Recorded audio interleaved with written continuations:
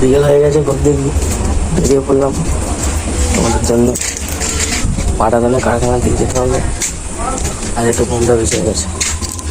সাইকেলটা দাদু সবসময় নিয়ে রাখেছি,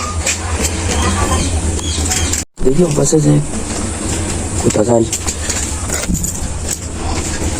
বন্ধুরা, পুরো পাটাতন বা কারখানা পুরো ফাঁকা, কাকেও দেখতে পাচ্ছি না।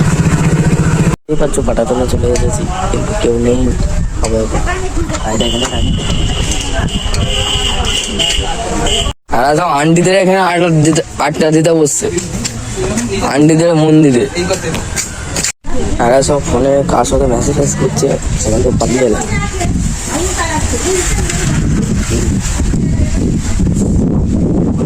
থাকারই নেই, ওই করে পালিয়ে এলাম।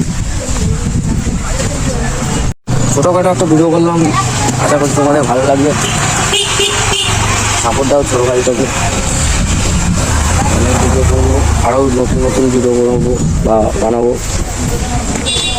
এই ছোটো ভাইয়ের ভিডিওটা অবশ্যই দেখবে তোমরা, আমি জানি। তো এখানে ভিডিওটা শেষ করলাম। রাধে রাধে, সবাই ভালো থাকবে, আমিও ভালো আছি।